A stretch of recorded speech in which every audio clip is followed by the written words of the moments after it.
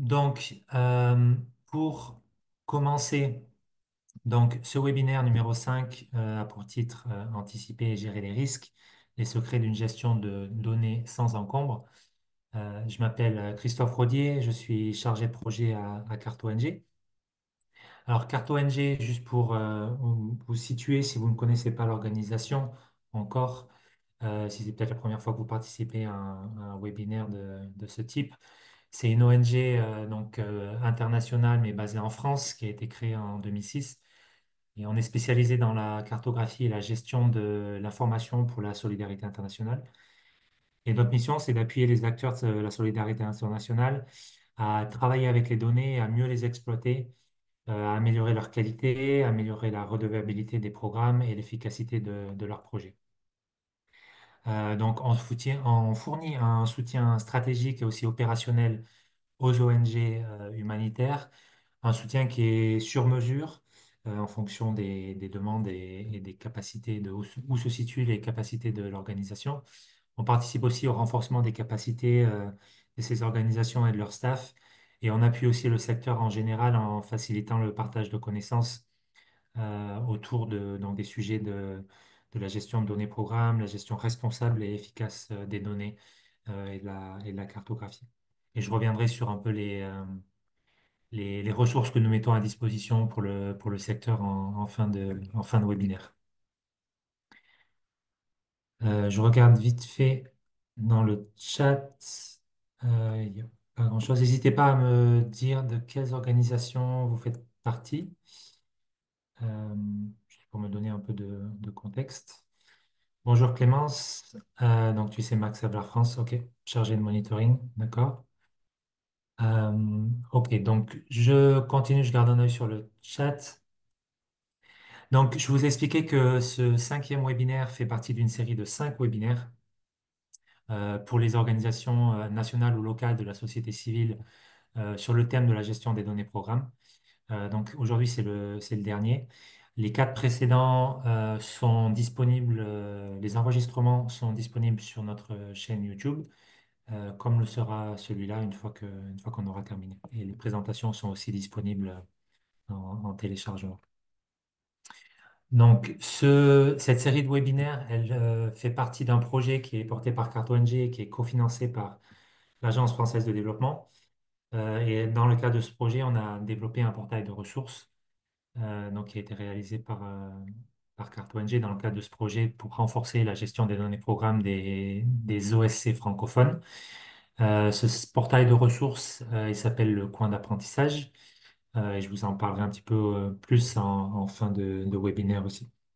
Il y a un article sur notre site sur le projet et le portail de ressources.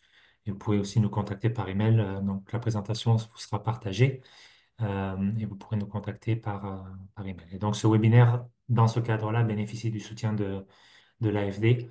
Mais juste pour rappel, ben, les idées et les opinions présentées ici ne représentent pas forcément celles de l'AFD. Euh, Vu que c'est un webinaire de à peu près 1 heure et demie avec les questions-réponses enfin, euh, on va prendre pas mal de raccourcis vu le temps limité qu'on a pour traiter un sujet qui est assez vaste. Mais bon, on va essayer de vous partager autant de ressources que possible pour vous permettre aussi d'aller plus loin par vous-même. Donc c'est plus un webinaire de sensibilisation et d'introduction à ces sujets-là, ou à ce sujet-là sur le risque. Mais il y a beaucoup de ressources disponibles qui existent sur le site de CartoNG et aussi sur le site d'autres organisations. Et nous mettons les liens pour vous permettre de les trouver. Euh, je vois que Emmanuel, bienvenue. Donc, tu es coordinatrice SERA à Expertise France. Ah oui, on se connaît. Et intéressée donc par cette question des risques, va très bien. Donc, en termes de table des matières, je vais commencer par un peu une définition pour qu'on s'accorde sur ce dont on parle quand on parle de risque, puis un peu le contexte, ramener cette notion de risque au contexte de l'humanitaire et particulièrement dans l'humanitaire au sujet des données programmes. On passera sur les idées reçues qui s'opposent parfois à adresser les risques qu'on a pu identifier ou même à l'action d'essayer d'identifier les risques. On parlera de la culture de la donnée qui est une étape clé pour améliorer la gestion des risques. Et on terminera par une série de recommandations et puis des ressources pour aller plus loin sur ces sujets. Donc, je regarde juste, tout le monde est là. Je garderai un œil sur les participants aussi s'il y en a d'autres qui arrivent. Euh, Comme on n'est pas trop nombreux, n'hésitez pas si vous avez des questions. Je garde la fenêtre de chat ouverte. Donc, si vous avez des questions, posez-les au fil de l'eau et j'essaierai de les adresser en même temps que la présentation. Donc, pour démarrer, on va commencer par un peu une définition de ce terme de risque. Et j'ai pris une définition de la CNIL, donc la Commission nationale de l'informatique et des libertés, qui définit le risque comme un scénario décrivant un événement redouté, donc on craint, et de toutes les menaces qui le rendent possible. Et le risque, on l'estime, on l'évalue en termes de gravité et de probabilité. Et c'est deux facteurs qui vont déterminer la suite des actions et la suite des décisions qu'on va prendre par rapport à un risque, à un scénario qu'on a identifié et qui est plus ou moins possible et qui va avoir plus ou moins de gravité et de conséquences. Donc aujourd'hui, vu qu'on parle de l'humanitaire et particulièrement de la gestion des données programmes, euh, je vais centrer le sujet des risques sur ce thème-là. Et ça fait que les risques, en fait, vu que la gestion des données programmes se fait largement de nos jours par et à travers des outils digitaux, que ce soit la collecte de données avec Kobo par exemple, ou l'analyse de données ou le stockage, euh, pratiquement toute la chaîne du cycle de vie de la donnée dans l'humanitaire est faite à travers des outils digitaux. Et donc les risques, ben, ils se sont largement déplacés sur cette sphère digitale. Il existe quand même des risques qui existent dans une sphère, disons, plus physique, avec peut-être des informations qui peuvent être volées dans des bureaux et des choses comme ça. Mais très largement, aujourd'hui, ces risques, ils existent dans cette sphère digitale et à travers les outils que l'on utilise tous les jours. Donc le risque, il se caractérise par, souvent, il se concrétise ou il se matérialise, on s'en aperçoit par la destruction ou la perte ou l'altération de données ou la divulgation non autorisée de ces données. C'est souvent des données à caractère personnel euh, qui sont transmises, conservées ou traitées par l'organisation.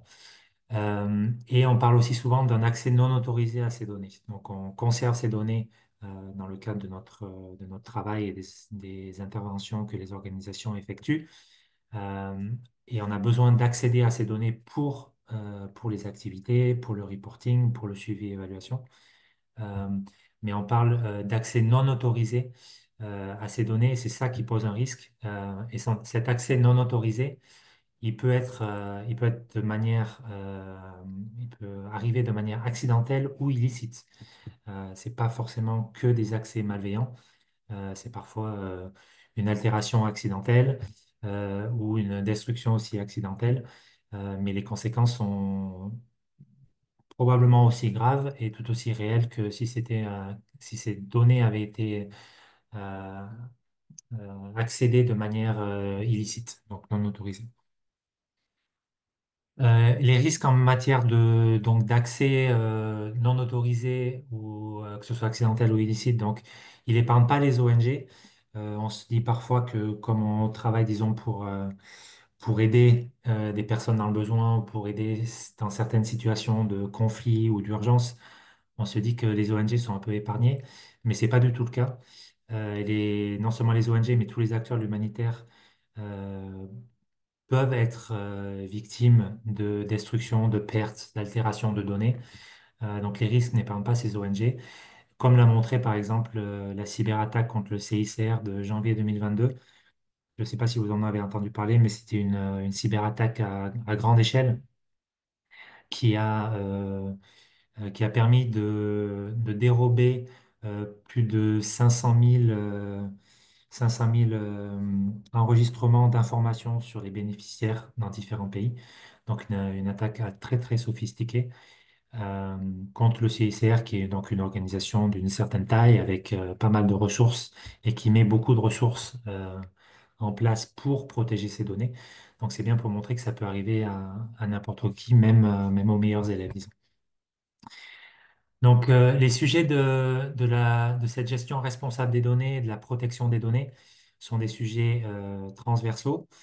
C'est un champ assez vaste de discussion et c'est vrai que ça peut paraître, ça peut sembler un peu insurmontable pour qui n'a pas été formé ou qui aborde le sujet et ne sait pas trop par où commencer.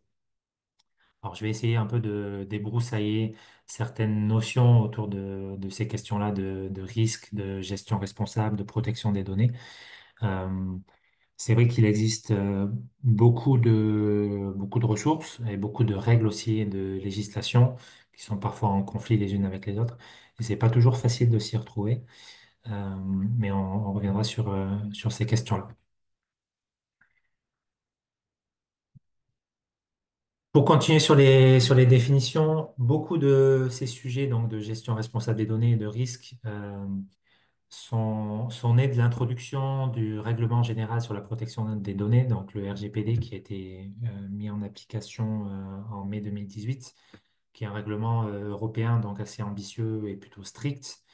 De ce règlement européen donc a découlé pas mal d'actions dans tous les secteurs, le secteur privé, mais le secteur humanitaire aussi pour essayer comme c'est une loi européenne, un règlement européen qui s'applique à tous les pays d'Europe et à toutes les organisations qui ont des sièges en Europe, euh, ça a été un petit peu le rush, le branle-bas de combat pour essayer de mettre en place des mesures qui nous permettent de s'aligner avec ce règlement général sur la protection des données.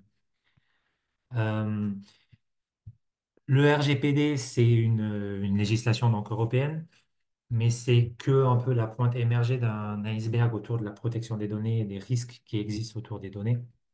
Euh, il y a beaucoup d'idées reçues qui existent autour de la protection des données, des risques et même de la législation.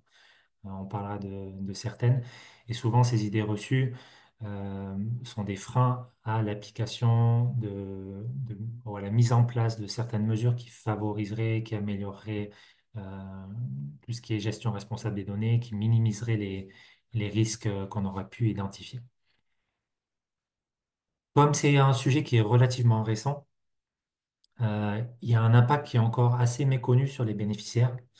Euh, et c'est souvent dû au fait que l'impact, ou que par exemple, un accès non autorisé est souvent invisible, ou en tout cas invisible pendant un certain temps avant qu'on s'en rende compte.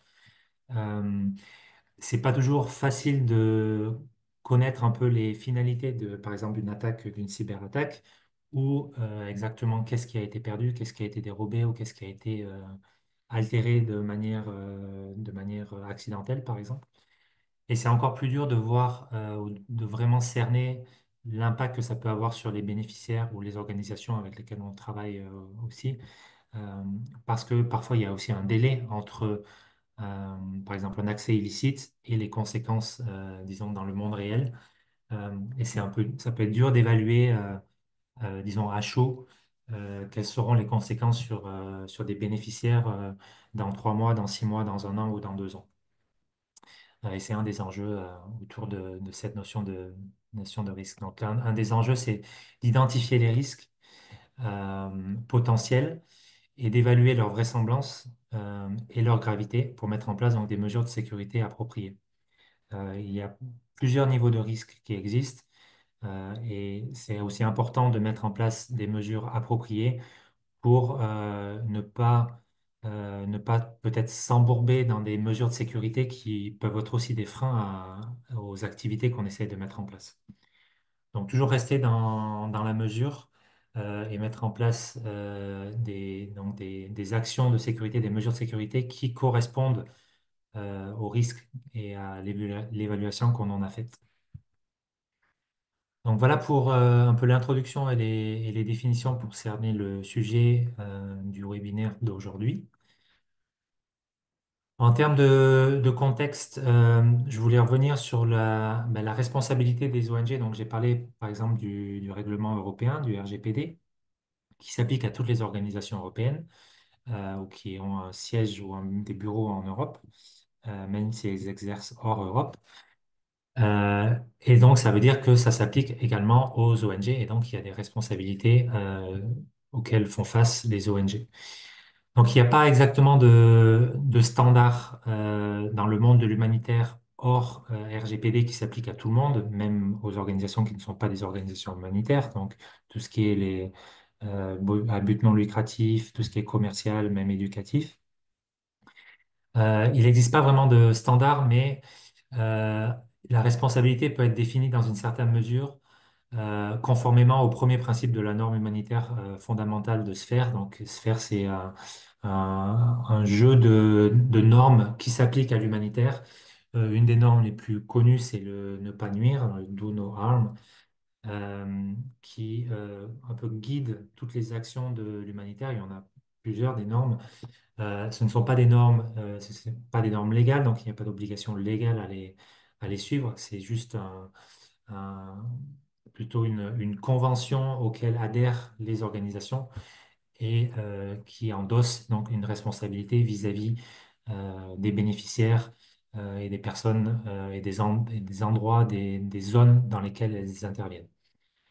Donc, quand on ramène juste la notion donc de responsabilité et qu'on la focalise particulièrement sur la gestion des données programmes, donc une organisation collecte des données, qui est un peu souvent le début de l'existence du cycle de vie d'une donnée, même s'il y a du travail qui est fait en amont, par exemple pour la planification, dès qu'une organisation collecte une donnée, elle prend le rôle de responsable de traitement. Et c'est-à-dire que immédiatement, elle devient redevable de l'utilisation de ces données, pleinement. C'est lié au RGPD, mais c'est lié aussi aux normes sphères et à la responsabilité qu'on a d'un point de vue éthique. Dès qu'on collecte une donnée, on devient responsable de cette donnée.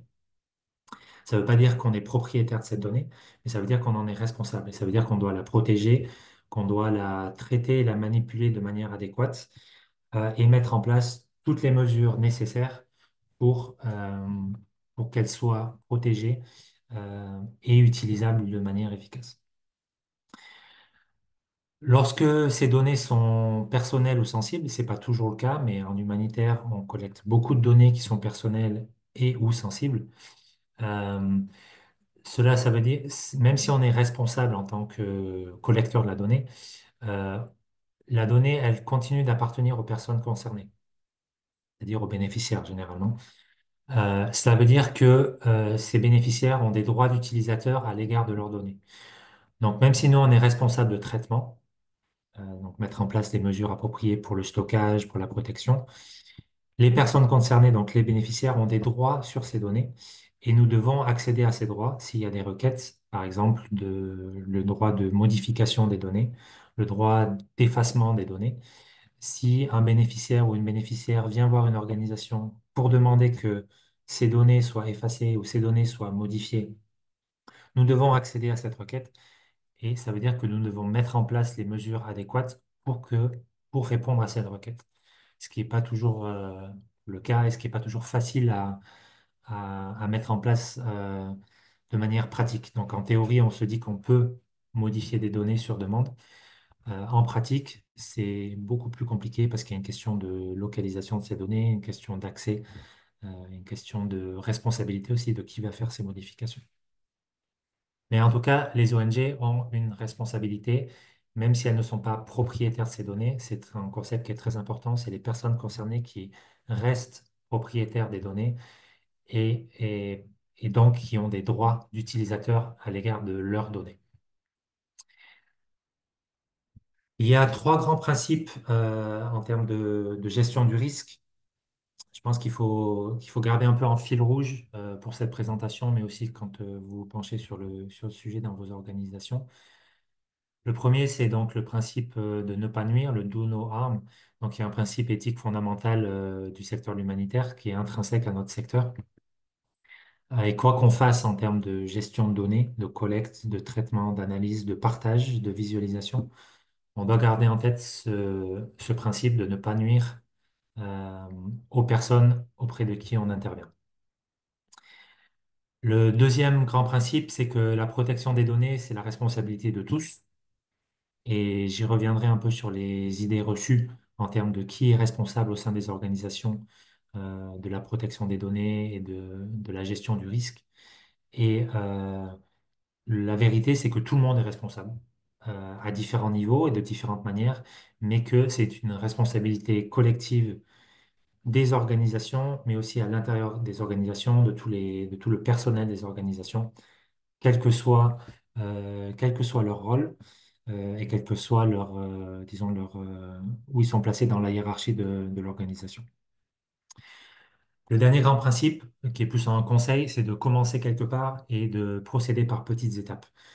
Je l'ai dit au début, c'est un sujet qui peut être un peu, on a l'impression d'être peut-être un peu submergé par la montagne d'informations qui nous arrivent dessus et d'informations qui sont parfois en contradiction entre elles et parfois en contradiction avec, disons, la réalité du terrain. Euh, mais l'essentiel, c'est de commencer quelque part, même si c'est minime, et de construire pas à pas, par petites étapes, pour améliorer cette gestion du risque et notre gestion responsable des données au sein des organisations et plus largement dans le monde de l'humanitaire.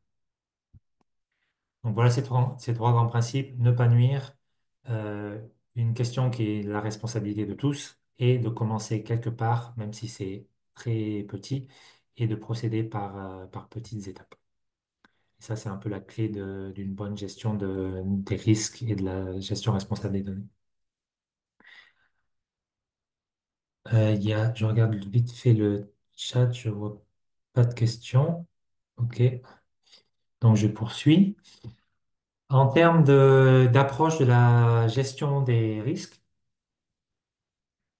nous, on a identifié trois dimensions principales, gestion des risques des données programmes.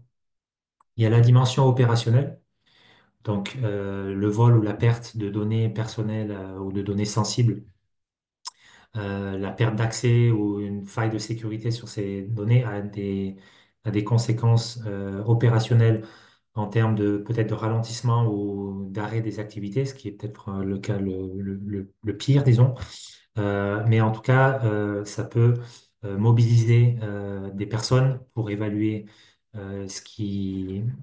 évaluer les dégâts, disons, et mettre en place des mesures correctives. Donc forcément, ça a un impact sur le côté opérationnel sur le terrain, mais aussi au siège.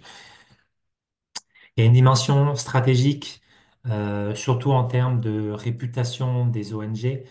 Moi, par exemple, je vais vous donner l'exemple de la cyberattaque sur le CICR en 2022. Euh, à leur honneur et à leur crédit, le CICR a été très transparent sur cette attaque et a publié plusieurs articles sur comment elle s'était déroulée, comment ils avaient fait pour évaluer les dégâts et quelles mesures correctives ils allaient prendre. C'est pas toujours le cas de toutes les organisations. Il y a sûrement pas mal de cyberattaques qui ne sont pas, sur lesquelles personne ne communique, parce qu'on a un peu cette tendance à garder ça secret. Mais si ça vient à fuiter ou si ben, simplement les bénéficiaires s'en rendent compte, parce qu'il y a des conséquences donc vraiment sur le terrain, dans la vraie vie, disons, il peut y avoir pas mal outre les conséquences négatives directement sur les bénéficiaires, en termes d'ONG, il peut y avoir aussi une dimension de réputation donc la réputation peut en souffrir euh, par rapport aux donateurs et aux bailleurs qui se disent que l'ONG n'est peut-être pas digne de confiance pour protéger les données et protéger ses bénéficiaires. Auprès des autorités locales aussi, avec lesquelles on se doit de travailler dans tous les projets humanitaires quasiment, et qui peuvent aussi, pareil, porter un jugement sur la capacité de l'ONG à traiter les données, à les collecter, à les protéger, et peut être peut-être réticente à autoriser l'ONG à travailler sur un tel ou tel secteur. Il y a aussi un problème peut-être de réputation auprès de son staff et surtout des bénéficiaires. une perte de confiance des bénéficiaires envers l'ONG. La confiance se gagne, comme vous le savez tous, elle se gagne assez difficilement et lentement, mais elle peut se perdre très très rapidement. Euh, donc, et dans cette dimension stratégique, il y a aussi forcément une dimension de coût pour l'organisation. S'il y a une fuite de données ou une cyberattaque, il va falloir mobiliser des personnes et des moyens pour évaluer les dégâts, pour mettre en place des mesures correctives. Et tout ça, ça a un coût de l'organisation, pour l'organisation qui souvent n'a pas été prévu. Euh, Mathilde, est-ce qu'il n'y a pas une obligation, qui pose une question, pardon, est-ce qu'il n'y a pas une obligation dans le RGPD de communiquer auprès des bénéficiaires en cas de cyberattaque au sein d'une ONG? C'est une très bonne question. Et je ne suis pas spécialiste du RGPD, je ne suis pas juriste, donc je ne vais pas m'avancer, mais je vais vérifier et je reviendrai vers vous peut-être dans l'email de récap du webinaire avec une réponse là-dessus. Il y a pas mal d'obligations qui font partie du RGPD et on n'est pas toujours au courant dans les organisations parce qu'on n'a pas toujours des juristes non plus qui peuvent, disons, traduire ce règlement d'une manière qui soit compréhensible pour les équipes au siège et au terrain. Et puis, il y a la question aussi de la théorie et de la pratique et de comment est-ce qu'on peut mettre en pratique ou comment est-ce qu'on peut obéir à cette injonction de mettre en pratique et d'obéir à ce règlement, ce qui peut parfois être assez difficile. Mais je vérifierai sur l'obligation de communiquer auprès des bénéficiaires en cas d'une cyberattaque. Donc sur cette dimension juridique, qui est donc une des troisièmes approches qu'on a identifiées en termes de gestion des risques. Donc je ne suis pas juriste et c'est une question qui est un peu épineuse et assez dense cette dimension juridique. En général c'est très encadré parce que c'est le domaine législatif et le RGPD est un règlement très très précis. Euh, et de ce fait-là, c'est aussi pas facile à aborder parce que c'est un vocabulaire dont on a peut-être pas l'habitude dans certaines ONG. Alors, les ONG d'une certaine taille ont peut-être du personnel qui peut justement travailler sur ces sujets et faire le lien entre le côté législatif et le côté plus opérationnel. On peut faire appel à peut-être un DPO. Donc, un DPO, c'est un Data Protection Officer qui généralement s'occupe de ces questions au sein d'une organisation. Mais toutes les organisations n'ont pas les moyens d'engager des personnes à ces postes-là. La dimension juridique fait qu'il peut y avoir des poursuites ou des amendes si on n'obéit pas à la loi. Alors, en termes de RGPD, à ma connaissance, il n'y a pas encore eu de poursuite ou d'amende dans le secteur de l'humanitaire. Peut-être que ça n'a pas été communiqué aussi. Mais dans tous les cas, ça va forcément venir à un moment. Et donc, il faudra aussi faire face à ça pour les ONG et s'assurer que, on ait le plus de choses en place possible pour être conforme à ce règlement général, pour éviter des poursuites et des amendes et une pénalité financière. Il y a la question de est-ce que ce sont des règles qui sont inapplicables? Donc, cette dimension juridique de ce règlement général sur la protection des données, c'est quelque chose qui est quand même de très théorique. Alors, c'est très bien que ce soit en place. Et il y avait un besoin criant d'avoir un règlement en place sur ces questions-là. Mais ça peut paraître parfois très éloigné de la réalité du terrain. Et l'application de ces règles issues du RGPD sont parfois très complexes à mettre en place au niveau des sièges, mais aussi au niveau des terrains. Et on se dit des fois que ces règles sont inapplicables. Et quelles sont les conséquences ou quels sont les risques auxquels on s'expose quand on décide qu'on ne peut pas appliquer ces règles? C'est une question, bon, j'ai pas forcément la réponse, mais c'est une question qu'on doit se poser parce qu'on va forcément être confronté à un moment où on va avoir une difficulté à appliquer des règles auxquelles on est légalement soumis.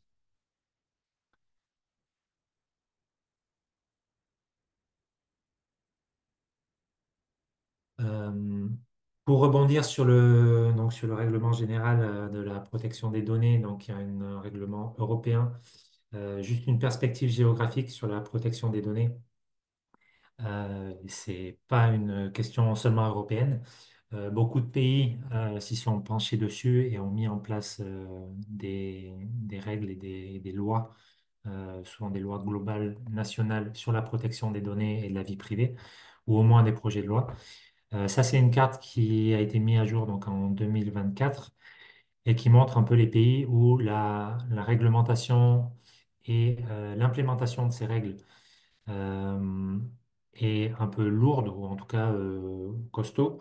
Donc on voit qu'il y a souvent, c'est surtout l'Europe, l'Amérique du Nord, la Chine, l'Inde et l'Australie, et d'autres pays qui peut-être ont des réglementations moins robustes ou plus modérées ou voire limitées.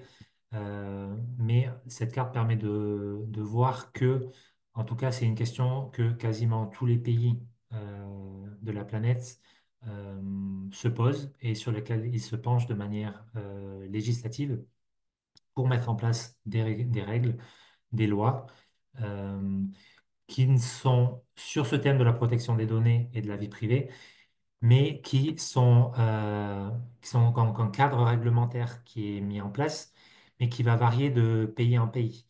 Le RGPD, c'est le cadre européen, mais chaque pays peut faire à sa sauce, bien entendu. Et donc, ces cadres réglementaires vont varier et parfois ils se contredisent entre le RGPD et d'autres pays.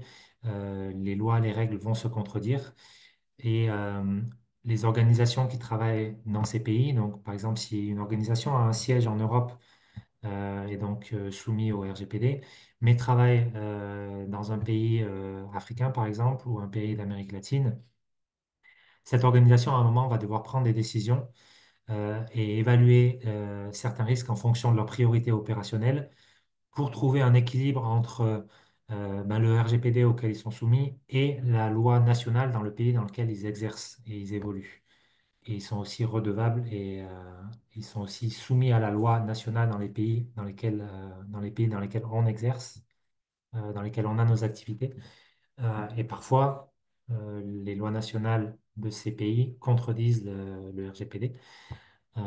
Et donc, cette question de trouver un équilibre sans se compromettre est parfois complexe euh, parce que on doit se poser certaines limites et ça peut aller jusqu'à se demander si on devrait vraiment intervenir dans cette zone-là, sachant qu'on doit obéir peut-être à certaines lois nationales qui vont à l'encontre du règlement européen, par exemple, et que si on ne se plie pas à ces lois nationales, on ne peut pas exercer, mais que si on s'y plie, ben, peut-être que ça met en danger nos bénéficiaires d'un point de vue, d'un point de vue de protection des données ou de partage des données avec les autorités, et que ça va à l'encontre du règlement européen, et peut-être qu'il y aura des poursuites. Donc c'est toujours une question qui c'est jamais clair. Bon, c'est la législation, donc c'est souvent pas très clair. Il y a souvent des législations en conflit. Et c'est aussi un sujet qui est en pleine évolution. Donc cette carte, elle date de 2024, mais ça fait plusieurs années que l'organisation DLA, Piper Data Protection.com, c'est le site internet qui publie cette carte, publie cette carte et la met à jour chaque année. Et on voit que bah, ça évolue à travers le temps. Donc c'est un sujet qui est en pleine évolution. Des nouvelles lois apparaissent chaque mois, chaque année. Et ces lois qui sont mises en place, ça ne veut pas nécessairement dire que ça protège donc les droits des populations au sens du RGPD. Certaines peuvent au contraire limiter les libertés individuelles et même donner plus de pouvoir de contrôle aux autorités. Donc, on doit faire attention à ça. On doit être au courant des lois nationales et des points sur lesquels peut-être elles s'alignent avec le RGPD et les points sur lesquels elles sont en contradiction ou en porte-à-faux avec celles du RGPD. Donc, le fait que ça évolue aussi, que ce soit en pleine évolution, donc ça rend le sujet encore plus complexe parce disons qu'on court un peu après un idéal où on va mettre en place certaines mesures et puis peut-être que les règles vont changer. Mais ce n'est pas une excuse pour ne pas mettre en place ces mesures-là, sachant que ça peut prendre du temps. Donc voilà un peu pour le contexte autour de la protection des données et de la législation et de différentes approches, donc opérationnelles, stratégiques et législatives ou juridiques sur ces questions-là. Il n'y a pas d'autres questions, donc je vais continuer. En termes de type de risque euh, que nous, on a identifié principalement par rapport aux bénéficiaires, parce que ben, en tant qu'organisation humanitaire et que redevable aussi d'une certaine éthique vis-à-vis de nos bénéficiaires, on se doit de les protéger et que la question des données programmes peut impacter directement les bénéficiaires. Donc certains types de risques qui peuvent découler d'une fuite de données ou d'une perte de données ou d'un vol de données ou d'une modification même accidentelle de données. Ça peut donner lieu à, donc si les données tombent entre guillemets dans de mauvaises mains, à du ciblage, c'est-à-dire que quand certaines informations sur des groupes deviennent publiques, par exemple en termes de localisation de certains groupes, ça peut être des groupes ethniques, des groupes religieux ou des groupes avec certaines idées politiques, quand des informations sur ces groupes-là, donc même si ce n'est pas des informations personnelles, deviennent publiques, ces personnes-là peuvent être ciblées et donc peuvent devenir plus vulnérables. Vulnérables, par exemple, aux attaques, je reviendrai sur la radicalisation, à des attaques, par exemple, donc les données qui révèlent les localisations des personnes ou de groupes, ben, les rendent comme des preuves plus faciles pour, par exemple, le crime organisé ou les représailles d'autres groupes qui seraient en conflit avec ces données. Donc un ciblage qui peut mener à des attaques. Il peut y avoir aussi comme type de risque une radicalisation, donc des organisations armées peuvent exploiter les informations privées pour recruter et embrigader des individus. Donc je vous disais que donc en humanitaire, vous le savez très bien, on recrute, par contre, on récolte beaucoup de données personnelles, des données démographiques, mais aussi des données sur les professions, le statut marital, parfois les idées politiques euh, et les niveaux de revenus, euh, le groupe ethnique parfois, et tout ça peut faire que si ces informations-là tombent dans les mains d'organisations armées ou de groupes privés, elles peuvent s'en servir ben, pour aller donc cibler certains individus ou certains groupes et essayer de les radicaliser, de les recruter. C'est pas quelque chose qui arrive tous les jours, mais c'est déjà arrivé, c'est un risque qui est réel. Il y a le risque de conflit, donc ben, des données culturelles, des données politiques, les orientations politiques ou religieuses peuvent inciter à la haine et à la violence entre communautés rivales. On le voit dans l'actualité aujourd'hui. C'est un risque qui est très présent et qui peut être donc exploité et qui peut partir ben, justement d'un vol de données, des données qui possèdent ben, ces informations-là sur des individus ou des groupes. Il peut y avoir aussi l'excommunication. Donc des communautés ou des individus pourraient être ostracisés sur la base d'informations privées qui ont été révélées. Donc par exemple l'appartenance à un groupe politique ou dans certains contextes l'orientation religieuse ou sexuelle. C'est aussi lié à la stigmatisation, ces questions-là, ou des fuites de données du passé, par exemple donc les orientations politiques, ou des données sur la santé, quand on travaille sur les maladies infectieuses, par exemple, de certains groupes ou d'individus. Ça peut porter préjudice à la réputation de ces individus et ils peuvent se retrouver stigmatisés et exclus, donc excommuniés d'autres groupes. Ils peuvent voir leur accès à certains services, par exemple des services de santé publique, limité, ce qui les met encore plus en danger. Donc voilà certains types de risques qui peuvent découler de la perte de données, des données qu'on collecte dans le cadre de nos programmes et de nos projets.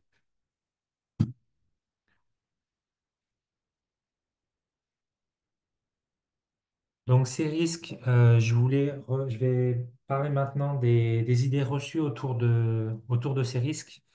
Des idées reçues qui sont souvent à combattre et il faut argumenter contre ces idées-là. Elles représentent aussi des freins, voire des faux freins, parce que c'est souvent des excuses pour ne pas se pencher sur le sujet, pour ne pas démarrer une politique d'évaluation des risques, pour ne pas allouer par exemple de budget pour cette évaluation des risques et surtout pour l'implémentation de mesures préventives ou de mesures correctives. Euh, Ces idées-là sont souvent des freins qui ralentissent la mise en place de bonnes pratiques autour de la gestion du risque et de la gestion responsable des données. C'est souvent des idées qu'on entend, que nous, on a entendues à Carte ONG quand on fait des formations ou quand on intervient auprès d'ONG. C'est peut-être des questions ou des réponses plutôt que vous avez entendues de la part de vos collègues ou de vos collaborateurs ou des organisations avec lesquelles vous travaillez, ou par exemple aussi des autorités locales. Ça vient souvent dans les conversations. La première qu'on entend souvent, c'est «je n'ai pas le temps». Alors, c'est vrai que ce sujet qui est assez complexe se noie parfois au milieu d'autres sujets qui sont très complexes et d'autres situations qui sont peut-être plus urgentes ou qui paraissent plus urgentes. Euh, Beaucoup de gens sont dans le secteur humanitaire débordés dans leur travail de tous les jours, que ce soit en implémentation directe, suivi évaluation, en coordination ou même au niveau directorial. On est souvent submergé par notre travail. Cette question de gestion de risque et de potentielle perte de données peut apparaître comme non prioritaire et donc eh ben, ça passe en bas de la liste parce que ben, on n'a pas le temps de s'y pencher dessus. Et le fait que ce soit une question aussi assez complexe, on se dit que si on met le doigt dans l'engrenage ou si on ouvre la boîte, ça va être une boîte de Pandore et ça va nous happer le bras et ça va nous prendre beaucoup, beaucoup, beaucoup de temps qu'on n'a pas. Donc ça, c'est une des excuses qui existent le plus souvent, qu'on entend. C'est souvent une question de priorité. On n'a jamais le temps pour ce qui n'est pas une priorité. À partir du moment où on le définit comme une priorité au niveau d'un projet, mais aussi au niveau organisationnel, eh ben, on dégage du temps pour se pencher sur cette priorité. Donc, ce n'est pas une fatalité, c'est souvent une question de mettre en place des mesures qui font et des décisions qui font que ce sujet-là est vu comme une priorité pour l'organisation, que ce soit du point de vue de la protection des bénéficiaires ou de la protection de la réputation de l'organisation ou de redevabilité auprès des bailleurs ou de redevabilité au niveau juridique. Une autre idée reçue ou un autre frein qu'on entend souvent, c'est ce n'est pas mon rôle. Donc, on se pose souvent la question de qui a raison sur ces questions-là, qui va trancher, qui décide de mettre en place des protections, des mesures de protection préventives ou curatives autour de la gestion des risques, qui alloue les budgets, qui vérifie quoi aussi entre, par exemple, les clauses du contrat qu'on a avec le bailleur, par rapport à la loi du pays d'intervention, par rapport à la loi du pays d'origine de l'ONG. Donc, si c'est en Europe, c'est le RGPD qui s'applique. Souvent des clauses qui peuvent être, on en a parlé, qui peuvent être contradictoires, qui évalue celle qui devrait prendre le dessus, qui décide et qui est aussi responsable de cette décision. Ça, ce sont souvent des questions qui reviennent.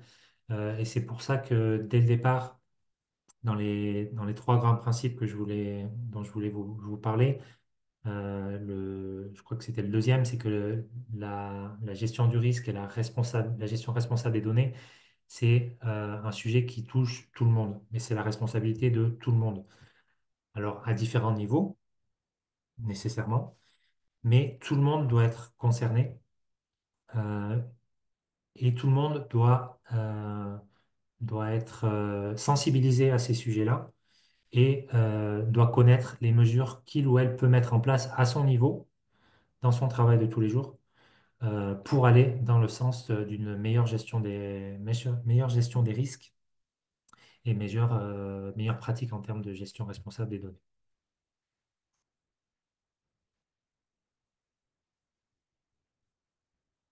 L'idée que c'est trop compliqué.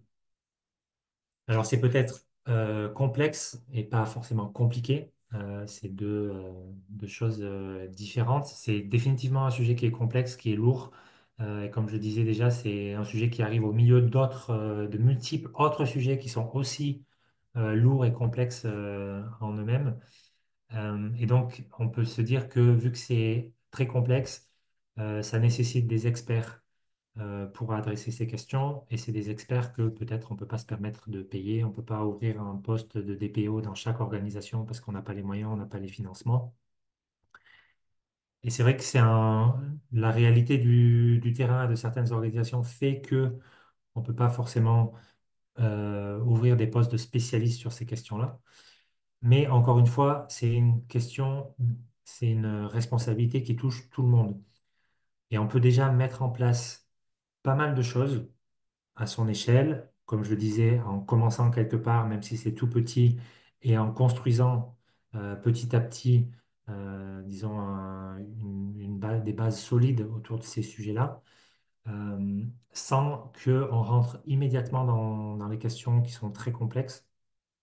On peut déjà, euh, on peut déjà avancer pas mal pour s'améliorer sur une gestion du risque qui est solide avant de rentrer dans des choses qui sont très complexes. Euh, En anglais, il y a l'expression de low hanging fruit, donc les fruits qui sont les plus faciles à cueillir, qui sont, disons, sous l'arbre, et il n'y a qu'à tendre le bras pour les cueillir. Et ben, en termes de gestion responsable des données, c'est aussi cette notion-là. Il y a beaucoup de mesures qu'on peut mettre en place qui ne sont pas forcément complexes, pas forcément coûteuses, pas forcément chronophages, et qui peuvent immédiatement améliorer notre gestion des risques et nos bonnes pratiques. C'est souvent un problème de priorisation qui fait que c'est trop compliqué. Encore une fois, il y a des choses qu'on peut mettre en place qui sont relativement faciles à mettre en place. On peut se dire qu'on commence en priorité par ces mesures-là et que dans le temps, au fur et à mesure qu'on s'améliore et que peut-être on a plus en plus de moyens et que notre culture de la donnée collective, je reviendrai sur cette notion de culture de la donnée au sein des organisations, quand elle s'améliore, eh ben, on peut s'attaquer à des sujets qui sont plus complexes. C'est un sujet qui est compliqué aussi parce qu'on ne sait pas toujours où le placer. Il y a donc on a parlé de dimension juridique. Est-ce que c'est une question qui est entièrement légale et juridique? Est-ce que c'est une question qui touche seulement au département IT, à l'informatique? Est-ce que c'est une question qui devrait être gérée par une seule personne, le DPO, si on en a un ou une? Euh, Alors que c'est aussi, ça aussi, souvent une excuse en se disant que ces questions de protection des données, par exemple, c'est une question pour le service informatique ou c'est une question uniquement juridique pour la direction et un DPO. C'est une manière aussi d'éviter le sujet parce il nous paraît trop complexe. Mais en vérité, je l'ai déjà mentionné, c'est un sujet qui est transversal et qui touche donc toutes les personnes à différents niveaux de l'organisation et différents départements aussi, que ce soit en termes de coordination, en termes d'implémentation ou en termes d'informatique. Il y a souvent aussi l'excuse qu'on entend du jusqu'ici tout va bien, qui justifie beaucoup d'inaction. C'est l'excuse qui nous dit souvent, un collègue qui nous dit, ben, jusqu'à présent, on n'a pas eu de fuite de données, on n'a pas eu de perte de données, personne n'a modifié des données par erreur. Donc pourquoi se pencher sur un sujet alors que pour le moment tout va bien et qu'il n'y a eu aucune conséquence négative? Donc jusqu'ici tout va bien. Mais comme le dit l'expression, l'important, c'est pas la chute, c'est l'atterrissage. Le jusqu'ici tout va bien, c'est une excuse qui est très risquée parce que ces risques-là peuvent se matérialiser de manière très inattendue. En général, une cyberattaque, on ne reçoit pas un préavis de cyberattaque. ou une perte de données parce que, par exemple, un ordinateur a planté. On n'est pas prévenu à l'avance, donc ça nous tombe dessus. Et si on n'est pas préparé un minimum, en général, la gravité et la portée des conséquences négatives est plus large. Donc, même si jusqu'à présent, on n'a pas fait face à ces problèmes-là, ou on n'a pas eu de conséquences réelles négatives pour l'organisation ou pour les bénéficiaires, le risque est d'autant plus grand de rester inactif en se disant, pour le moment, il n'y a pas eu de problème, donc on n'a pas besoin de se pencher sur le sujet. On verra le jour où quelque chose arrive. Mais quand on est pris au dépourvu, en général, c'est là que les conséquences sont le plus négatives et qu'on perd aussi beaucoup de temps à mettre en place des mesures pour protéger ou reprotéger des mesures correctives euh, pour essayer atténuer les dégâts. Une autre idée reçue ou notre faux frein qu'on entend, c'est que les données avec lesquelles on travaille ne sont pas vraiment sensibles. C'est parfois pas des données personnelles, ou alors si c'est des données personnelles, on estime que ce ne sont pas des données sensibles. Il y a souvent une sous-estimation de la vulnérabilité des données. Il y a aussi une certaine invisibilité des risques dus au digital. J'en parlais au début. Les risques sont beaucoup déplacés sur la sphère digitale. Et comme c'est pas toujours du concret, que c'est dans un ordinateur ou dans un serveur, que ça peut paraître un peu éloigné, c'est difficile de voir les risques et les conséquences qu'ils peuvent avoir. Euh, et aussi de se dire que la question de qu'est-ce qui constitue une donnée sensible, c'est pas non plus une question qui est tranchée. C'est une question où il y a beaucoup, sur laquelle il y a beaucoup de débats entre spécialistes, mais aussi entre non-spécialistes. Il y a une question de contexte qui est très importante où une donnée peut être sensible dans un certain contexte et pas dans un autre. Il y a aussi la possibilité d'un changement donc au niveau de cette sensibilité, de cette classification comme donnée sensible dans le temps.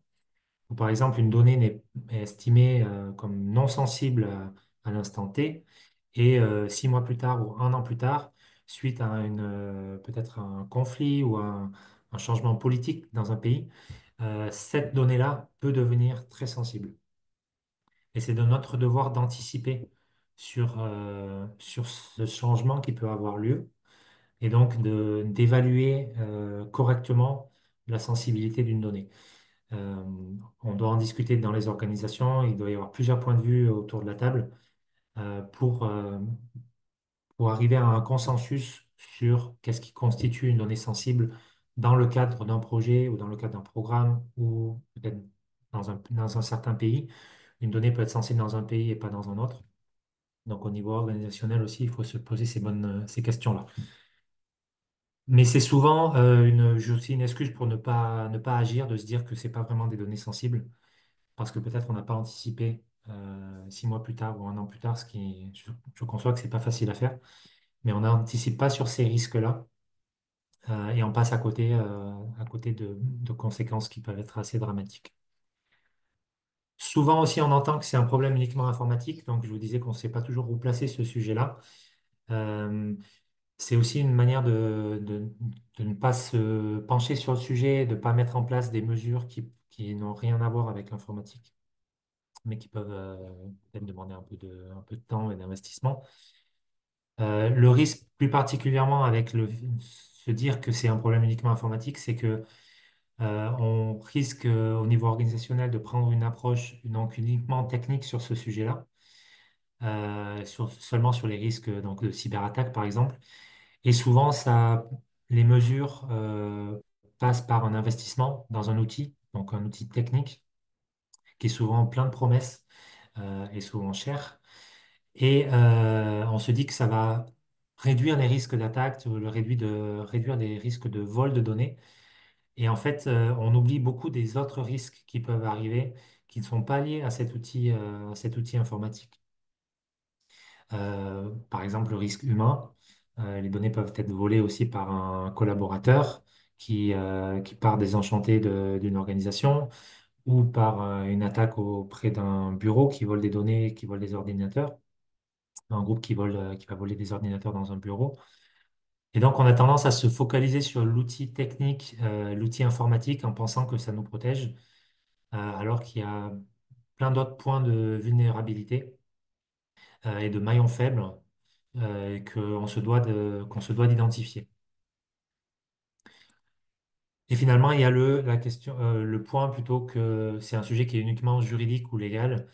Euh, et on se dit que pourquoi financer ce sujet de la protection des données, puisque c'est déjà une loi, on se dit qu'il y a déjà des choses en place parce qu'il y a une législation qui a été mise en place par l'Europe, par exemple, ou dans le pays où on travaille.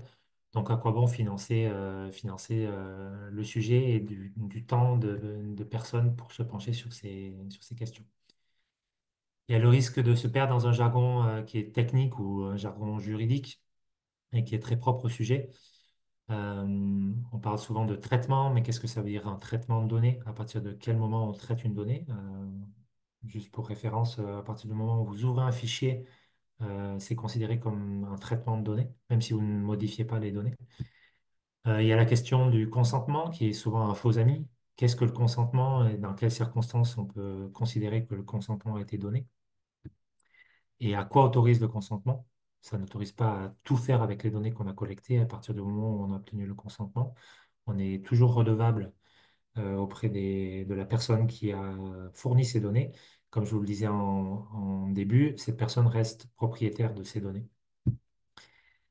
On peut faire une analyse d'impact relative à la protection des données, donc une AIPD, j'en parlerai à la fin dans les ressources qui sont proposées par la CNIL, qui est un exercice que vous pouvez faire à votre échelle, qui ne demande pas forcément beaucoup de ressources, mais qui peut être une bonne entrée en matière pour évaluer les risques et les impacts qu'ils peuvent avoir. Et il y a un gros besoin donc, de traduire et d'adapter le vocabulaire juridique et légal qui existe au niveau des sièges et aussi au niveau des équipes terrain. Parce que comme c'est la responsabilité de tout le monde, à tous les niveaux et dans tous les secteurs d'intervention, il faut que toutes les personnes qui sont amenées à traiter de la donnée ou à travailler avec la donnée puissent connaître les règles de base qui sont souvent basées sur des règles juridiques, mais elles n'ont pas besoin de connaître le jargon juridique. Il faut juste expliquer. Euh, le besoin de traduire et d'adapter ce jargon juridique, par exemple du RGPD, ça vient du fait que bah, la conformité au RGPD, elle ne peut être atteinte que si l'ensemble de l'organisation s'implique réellement. Si c'est seulement, par exemple, le DPO qui s'implique et la direction qui s'implique, le maillon faible, ça va être le terrain. Si c'est seulement le terrain qui s'implique sur ces questions-là, en essayant d'être conforme au RGPD, de mettre en place certaines bonnes pratiques, mais que la direction ne suit pas, de manière au niveau organisationnel, on ne peut pas être conforme au RGPD. Donc encore une fois, c'est la responsabilité de tous et il faut que tout le monde s'implique à son niveau. On ne peut pas seulement se limiter à impliquer les juristes parce que souvent les données de toute façon sont partagées à tout moment et par tout le monde, vous compris, qui êtes là sur ce webinaire. Et donc, tout le monde doit s'impliquer d'une manière ou d'une autre sur cette question de la gestion des risques, de l'évaluation des risques et des bonnes pratiques en termes de gestion responsable. Je regarde l'heure vite fait, qu'on arrive dans la dernière demi-heure. Donc, une des clés euh, pour, pour gérer le risque, pour évaluer le risque et pour faire en sorte que tout le monde se sente responsable et prenne ses responsabilités en termes de gestion des risques et de gestion responsable des données, c'est ce qui s'appelle la culture des données. Donc, la culture des données, qu'est-ce que c'est? Le CICR le définit comme les compétences, les connaissances, les attitudes et les structures sociales de base qui sont nécessaires pour que différentes populations puissent utiliser les données. Nous, pour simplifier cette définition, et la ramener un peu au secteur de l'humanitaire, euh, on la définit comme la capacité pour une organisation et tous les membres de l'organisation, et les bénéficiaires également, la capacité de lire, d'utiliser et d'analyser, d'argumenter avec les données. Donc, en gros, de savoir les utiliser. Euh, Si on ne maîtrise pas la donnée et ses enjeux, Donc, si on ne sait pas la lire, si on ne sait pas l'exploiter, si on ne sait pas se baser dessus, on ne peut pas être sûr qu'on ne va pas nuire. Et on ne peut pas être sûr qu'on ne va pas utiliser cette dernière à mauvais escient. C'est une des conditions sine qua non. Et donc, développer cette culture de la donnée, c'est un prérequis indispensable donc pour une gestion responsable des données au niveau de l'organisation. Et la culture des données, donc elle se fait, c'est pas la responsabilité de, elle ne s'applique pas que à certains individus, mais elle s'applique à tout le monde, mais à un niveau adapté. Pourquoi elle est essentielle? Parce que ça permet aux personnes qui travaillent ensemble d'avoir le même vocabulaire et d'avoir la même compréhension des sujets. Et donc, ça favorise la collaboration entre les équipes.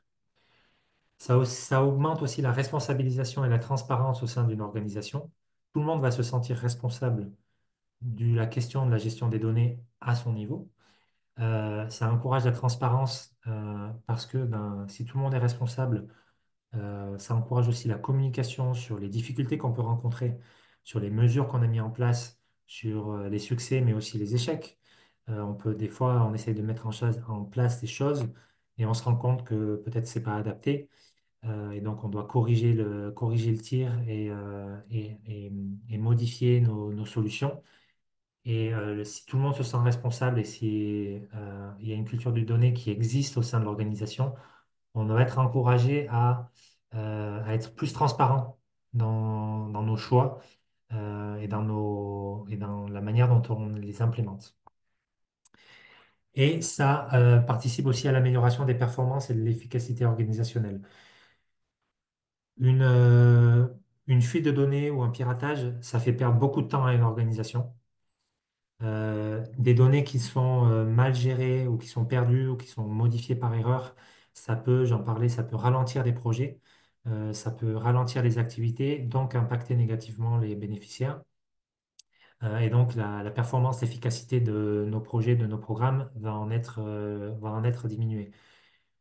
S'il y a une culture des données qui existe au sein d'une organisation et que tout le monde est à disons un socle, il y a un socle commun, un minimum à atteindre, disons, en termes de connaissances et de bonnes pratiques, ça va forcément se traduire par des performances améliorées, une meilleure protection des données et donc une meilleure efficacité de nos activités et donc un meilleur service auprès des bénéficiaires, ce qui est le but de des organisations humanitaires.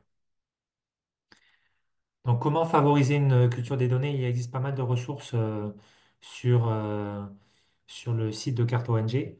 Je vous en parlerai à la fin sur le coin d'apprentissage. Mais ça passe par une formation active des staffs aux nouveaux outils qui sont mis en place. Donc, on ne peut pas juste demander aux équipes d'utiliser des outils si on ne les forme pas. Même si ce sont des outils qui peuvent paraître évidents ou pas très compliqués d'utilisation, il faut faire preuve donc de pédagogie et pas sous-estimer l'importance d'expliquer pourquoi on les met en place et comment ils fonctionnent, même si cela semble évident, parce que c'est pas toujours évident pour tout le monde. Euh, et comme c'est un besoin qui est collectif de s'améliorer sur cette notion de culture des données, il faut être sûr qu'on laisse personne à la traîne. Une très bonne ressource qui existe, ça s'appelle le Data Playbook de la Fédération internationale des sociétés de la Croix-Rouge. Je mettrai le lien dans la présentation. C'est donc un playbook, c'est un recueil, disons, et à peu près il y a 120 exercices autour de la question de la gestion responsable des données, de l'évaluation des risques, des gestions autour des données. Ce sont des exercices qui peuvent être mis en place avec très peu de moyens, qui prennent pas forcément beaucoup de temps. Il y a des exercices qui peuvent prendre une vingtaine de minutes, d'autres qui peuvent prendre 3 heures. Et vous n'êtes pas obligé de tous les faire. Vous pouvez adapter à vos besoins. Ils sont très bien expliqués. Il y a toute une liste de ressources qui est nécessaire, les bonnes pratiques à mettre en place, combien de personnes doivent idéalement venir peut-être à ces ateliers que vous allez mettre en place. C'est une ressource qui est vraiment essentielle et vraiment très bien faite pour vous mettre le pied à l'étrier sur cette question de la gestion des risques.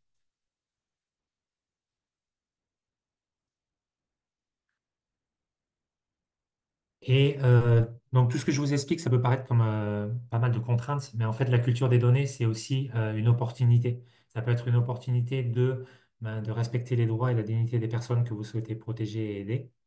Euh, Ça peut permettre aussi de renforcer les bonnes pratiques en matière de gestion des données dans votre organisation de manière globale, en mettant l'accent sur les nouvelles technologies, par exemple, mais pas que. Ça peut aussi être une opportunité de renforcer la confidentialité comme méthode de travail à tous les étages de l'organisation aussi, dans tous les domaines d'intervention.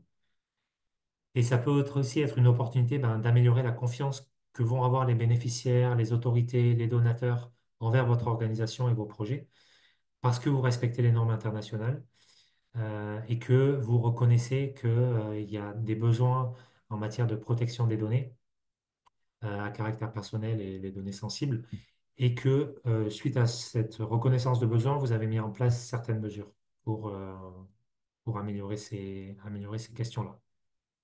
Donc c'est aussi, la culture des données, ça doit aussi être vu comme une opportunité et ça peut aussi permettre d'encourager toutes les personnes de l'organisation à se concentrer, ou à s'impliquer, disons, à se former à ces questions-là. En termes de recommandations, donc ça c'est une liste un peu brute peut-être de certaines recommandations donc pour s'améliorer sur la gestion des risques et la gestion responsable des données. Une des premières recommandations, ce serait de moins collecter de données. On collecte beaucoup de données en humanitaire et en anticipant ces collectes et en précisant ses besoins en amont, on va peut-être se rendre compte qu'on n'a pas besoin de collecter autant de données. Et si on collecte moins de données, c'est moins de données à protéger, donc moins de risques. Où on va collecter une donnée de meilleure qualité qui correspond plus à nos besoins et éviter de collecter des choses qui pourraient peut-être avoir un impact négatif sur les bénéficiaires si ces données venaient à être perdues ou subtilisées. Donc, mitiger les risques en clarifiant ses besoins. Puisqu'on est tous responsables face à la donnée sensible, c'est important d'utiliser son bon sens face à cette donnée. Il y a des règles qui existent, mais c'est pas toujours facile de les interpréter et surtout de les mettre en place au niveau du terrain. Donc, une des premières étapes, c'est de prendre du recul sur ce qui est attendu de cette donnée. Donc, pourquoi vous la collectez? Qu'est-ce que vous allez en faire? Est-ce que cette utilisation est vraiment pertinente? Et si c'est vraiment pertinent, donc on va la collecter. Si c'est pas pertinent, il faut se poser la question de peut-être ne pas collecter du tout. Et si on en a vraiment besoin, est-ce qu'on a les moyens de mettre en place, de trouver des moyens de réduire le risque en utilisant cette donnée? Donc, se poser des questions peut permettre de mieux définir ou redéfinir le besoin. C'est toujours important de prendre des décisions communes et claires et de ne pas s'isoler pour prendre des choix qui peuvent engendrer des risques. Ça, c'est aussi lié au fait que tout le monde est concerné et que c'est pas seulement l'affaire d'un DPO de se pencher sur cette question. Il y a beaucoup de débats sur qu'est-ce qui constitue une donnée sensible ou qu'est-ce qui est un risque ou quel est le degré de risque et quelles sont les conséquences. Et c'est très important que vous en discutiez au sein de vos organisations de manière transparente pour arriver donc à un consensus et à des décisions qui sont communes et claires pour tout le monde. Et si après discussion, le doute persiste, c'est peut-être préférable de ne pas utiliser la donnée ou peut-être même de ne pas la collecter. Ça peut faire ressortir aussi certains points que le siège ne va pas voir ou que le terrain ne va pas voir ou pas comprendre. Et de discuter au sein des organisations, ça permet aussi d'établir ce dialogue et de se rendre compte des contraintes que, par exemple, peut avoir le terrain en termes opérationnels, alors que le siège va demander certaines mesures de gestion des risques qui sont très difficilement applicables au terrain. Une autre recommandation, ce serait d'opérationnaliser le sujet.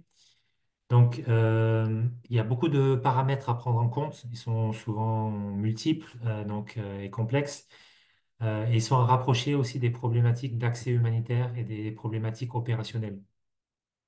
Comme je vous le disais, le règlement européen peut être très très éloigné de la réalité du terrain et d'opérationnaliser le sujet, de se mettre dans les chaussures de quelqu'un qui travaille sur le terrain peut permettre d'aborder ces questions-là et de trouver des solutions pour créer des liens entre la théorie et la pratique. À la fin, même s'il n'y a pas de solution parfaite, et c'est difficile de trouver une solution parfaite, il y a des risques à prendre, mais on peut prendre des risques, mais c'est toujours important, enfin c'est essentiel de les évaluer et d'évaluer leurs conséquences. Et ça passe par un AIPD, j'y reviendrai. Simplifier le langage et s'adapter à ses interlocuteurs aussi, donc au niveau du terrain, mais au niveau des autorités locales aussi et des bénéficiaires. C'est important d'adapter et de traduire un langage pour qu'ils comprennent bien aussi, eux, les risques peut-être qui existent pour eux et qu'ils puissent vous faire part de ce qui les préoccupe et que vous puissiez mettre en place des mesures adaptées à ce qui les préoccupe tout en étant aligné avec les contraintes que vous pouvez avoir au niveau législatif, par exemple. Ce qui peut aider aussi, c'est de faire des parallèles entre ce qui existe depuis très longtemps déjà dans votre organisation en termes de protection des données, par exemple un dossier médical pour un patient ou les dossiers RH pour un employé.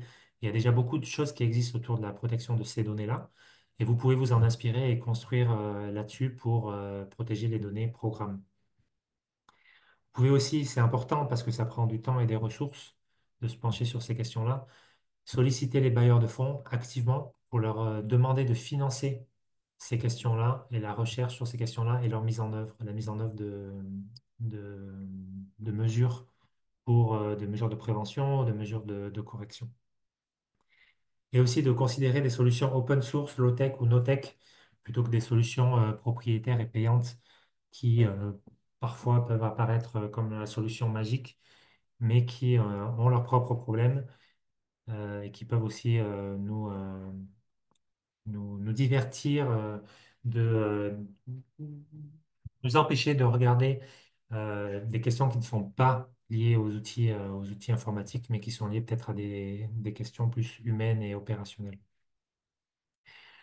Une des premières choses que vous pouvez faire, donc, c'est de faire une analyse d'impact sur la protection des données, donc un AIPD, pour évaluer les risques, pour les identifier facilement à différents niveaux, donc terrain, bureau et siège, pour les identifier et évaluer leur vraisemblance. Donc, quelle est la vraisemblance qu'ils arrivent? Peut-être qu'il y a des risques qui sont très importants, mais il y a très très peu de chances qu'ils se manifestent, alors qu'il y a des risques qui sont peut-être moins importants, mais qui ont beaucoup de chances d'arriver.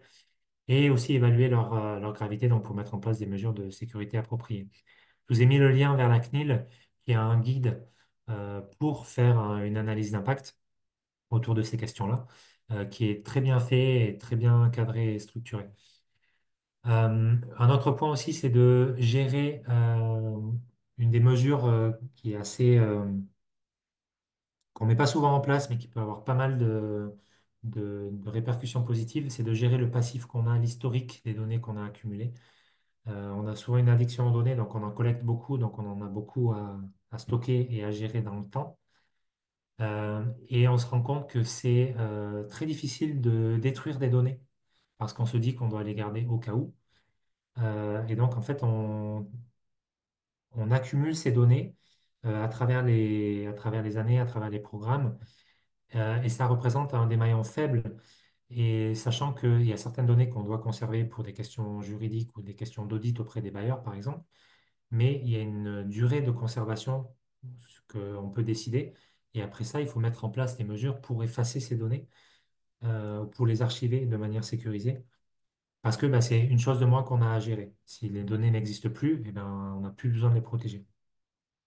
Et même si c'est des données qui peuvent paraître anciennes de plusieurs années, elles peuvent avoir des conséquences négatives pour les bénéficiaires. Donc on est encore redevable de les protéger et on doit pas les oublier. Et finalement, un conseil assez cliché, mais de prévoir, qui est tout en vrai, de prévoir des plans B, C et D parce qu'il y a souvent des choses qu'on n'a pas prévues qui arrivent, et même si on met en place certaines mesures qui peuvent paraître très pertinentes, il y a souvent des choses auxquelles on n'a peut-être pas pensé, ou des choses qui on n'a pas pu penser ou on n'a pas pu anticiper, mais on doit quand même avoir des plans qui nous permettent de peut-être de démarrer plus rapidement sur une évaluation de risques ou de nouveaux risques qui ont émergé, ou de plans pour mettre en place des mesures correctives de manière rapide. Par exemple en déterminant qui est responsable de quelle action, à quel niveau et selon par exemple, selon quel délai on se donne pour mettre en place ces mesures. Avoir une feuille de route quand on fait face à un imprévu, c'est toujours plus efficace que de, d'aborder cet imprévu au pied levé. Voilà, j'ai beaucoup parlé. Euh, il reste une dizaine de minutes pour des questions. Je vais regarder le chat. Si vous voulez intervenir aussi à l'oral, n'hésitez pas. Levez la main ou ouvrez votre micro et prenez la parole et j'essaierai de répondre à ces questions-là. Je vois une question en attendant dans le chat d'Emmanuel. Est-ce que chiffrer un document Excel qui contient une base de données avec données personnelles, avec un mot de passe, suffit pour le protéger? Euh, alors, pas nécessairement. C'est une mesure de protection, mais il y a la question aussi de ce mot de passe, est-ce qu'il est suffisamment fort pour ne pas être piraté? Et il y a la question aussi essentielle de avec qui on partage le document et le mot de passe. Nous, on recommande toujours un partage ciblé d'un document ou d'un mot de passe. Donc, de partager principalement ou uniquement avec des personnes identifiées plutôt qu'avec un groupe, par exemple avec une liste de diffusion. Vous ne savez pas toujours qui fait partie de la liste de diffusion. Ça, c'est des actions à proscrire si c'est vraiment des données sensibles. Si c'est des données sensibles, à partir du moment où vous partagez un document, par exemple par mail en document attaché avec un mot de passe que vous envoyez même par un autre moyen, vous perdez le contrôle de ce document.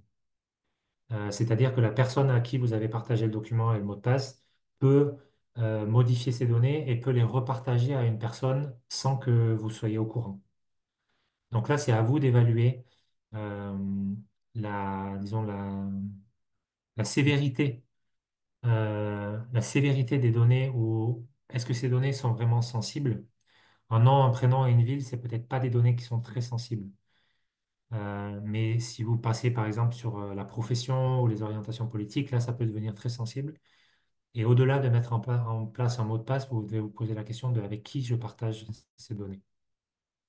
Donc voilà, j'espère que ça répond à la question. Et le RGPD ne met pas en place, n'est pas aussi prescriptif en termes de si vous mettez un mot de passe à un document, vous êtes compatible RGPD. Il n'est pas aussi précis que ça. Si vous partagez un document avec un mot de passe et que ce document ou ces données finissent entre de mauvaises mains et qu'il y a des conséquences pour les personnes, vous êtes quand même légalement responsable de ces données parce que c'est vous qui les avez partagées. Voilà. Est-ce qu'il y a d'autres questions? Je remonte dans l'historique du chat, mais je vois pas d'autres questions. Est-ce que quelqu'un a une question et souhaiterait intervenir à l'oral? Une question ou des remarques et si vous souhaitez contribuer aussi, n'hésitez pas. Contribuer votre expérience ou les défis auxquels vous faites face dans votre organisation ou les mesures que vous avez mis en place. N'hésitez pas à contribuer, c'est toujours intéressant d'apprendre les uns des autres.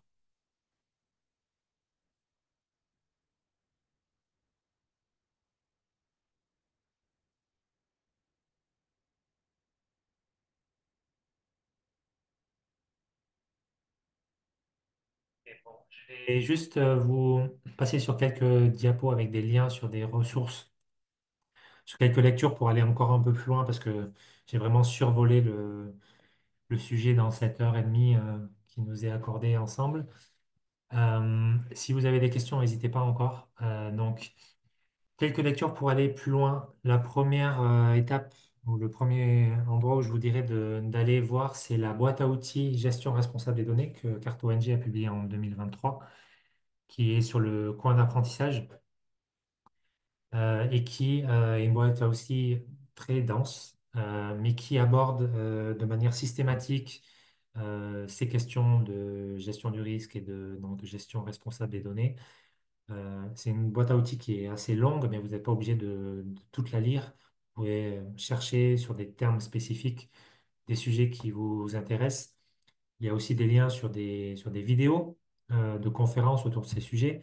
Et aussi, on a mis en place des documents très succincts de quelques pages, des capsules sous format PowerPoint, sur des sujets, des sous-sujets précis autour de la gestion responsable des données qui vous permettent d'avoir un peu une vue d'ensemble avant de peut-être vous plonger dans des ressources qui sont un peu plus denses et un peu plus fournies. Il y a beaucoup de liens aussi dans cette boîte à outils qui vous renvoient sur d'autres articles de Cart-ONG, sur des posts de blog et aussi sur des liens externes à Cart-ONG, d'autres organisations qui travaillent sur ces questions-là. Euh, il y a une formation en ligne qui existe, le Responsible Data Management in Emergencies, qui est mise à disposition par Kaya Connect et qui est gratuite. Il y a aussi beaucoup de ressources qui sont produites par la CNIL et l'ANSSI qui sont applicables au secteur. Donc pour la CNIL a tout un guide à destination des associations pour vous accompagner sur ces questions de gestion des risques des données. Et ils ont aussi pas mal de ressources sous forme d'outils pour pouvoir faire des évaluations. Donc les liens sont dans la présentation. Et il y a aussi, disons, ce qu'on appelle les essentiels sur la protection des données qui s'appliquent au secteur, qui sont parfois des documents assez longs. Mais bon, pareil, vous pouvez aller piocher dedans. Donc il y a toute une liste. Ça passe par le handbook sur la protection des données dans l'humanitaire qui est publié un manuel qui est publié par le CICR, ou des directives opérationnelles sur la responsabilité des données qui est publié par Humanitarian Data. Puis d'autres papiers, par exemple sur la rétention, l'archivage et la destruction des données de manière responsable, qui sont des mesures qu'on se doit de mettre en place et qui ne sont pas forcément très compliquées à mettre en place. Euh, la réalisation aussi d'enquêtes par téléphone portable de manière responsable, qui est une des premières étapes pour une gestion responsable des données, c'est comment est-ce qu'on collecte ces données-là.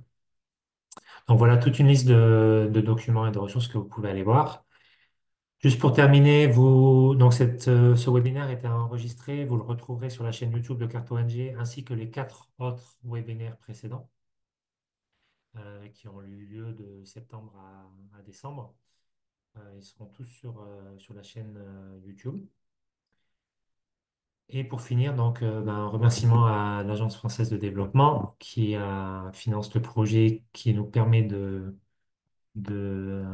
mettre en place ces webinaires de sensibilisation. Et puis, n'hésitez pas à rester en contact avec Cart-ONG à travers notre site internet, à travers l'email ou le numéro de téléphone. Est-ce Et que on je vous... peux parler? Oui, bien sûr. J'ai écrit dans l'autre là, mais je ne sais pas si vous n'avez pas vu. Je suis en train de le lire. Ok, merci. D'accord. Pour le moment, je gère des données de patients d'un hôpital sur Access et cela grâce à mes prérequis en informatif. Alors, comment est-ce que je vais vraiment me lancer dans ce domaine, la gestion des données? Ok, pour cela, moi je vous conseillerais d'aller sur le coin d'apprentissage de Cart-ONG. Il y a une boîte à outils, je vais essayer peut-être de vous la montrer tout de suite. Il y a une boîte à outils euh, sur comment démarrer une boîte à outils des premiers pas en gestion des données programmes, celle-ci, qui est déjà un très bon point d'entrée sur cette question-là. Et à partir de cette boîte à outils, vous aurez des liens sur les autres boîtes à outils. Par exemple, votre base de données sur Access, peut-être que vous voudrez la transférer sur Excel. On a une boîte à outils sur Excel. On a une boîte à outils sur l'analyse de données quantitatives. Donc, si c'est des données de santé, souvent on fait des analyses statistiques dessus. Il y a une boîte à outils dédiée. Euh, Toutes ces boîtes à outils sont conçues d'un point de vue très pratique Donc, on passe pas beaucoup sur la théorie. C'est vraiment pour une montée en compétence d'un point de vue pratique sur les outils. Il y a des cas d'études que vous pouvez suivre, des pas à pas, des tutoriaux, pardon, pas à pas que vous pouvez suivre pour monter en compétence sur certaines fonctionnalités d'Excel, par exemple, ou sur la collecte de données mobiles. Euh, En 1 minute, c'est ce que je vous conseillerais, c'est de commencer par la boîte à outils premier pas. Et en fonction de vos besoins, ça va vous permettre de vous orienter sur d'autres boîtes à outils qui vont répondre à vos besoins un peu plus immédiats. Voilà, sans rentrer forcément dans des ressources qui sont pour les spécialistes. Ces boîtes à outils-là sont pas faites pour les spécialistes, sont faites pour les personnes débutantes ou avec un niveau intermédiaire. Voilà. Toutes ces boîtes à outils sont aussi accessibles gratuitement et on essaie de les mettre à jour le plus possible aussi à travers le programme. Voilà. J'espère que ça vous répond à votre question. On est à court de temps. Oui, Euh, merci beaucoup. ok, très bien. Eh ben, je vais donc conclure ce webinaire. Je vais arrêter le partage d'écran. Si vous avez des questions qui vous arrivent après, n'hésitez pas à nous contacter et je vous souhaite une bonne journée et au plaisir ben, de se recroiser sur un webinaire peut-être ou lors de projets. Voilà, en vous remerciant, bonne journée. Au revoir. Merci, au revoir, bonne journée.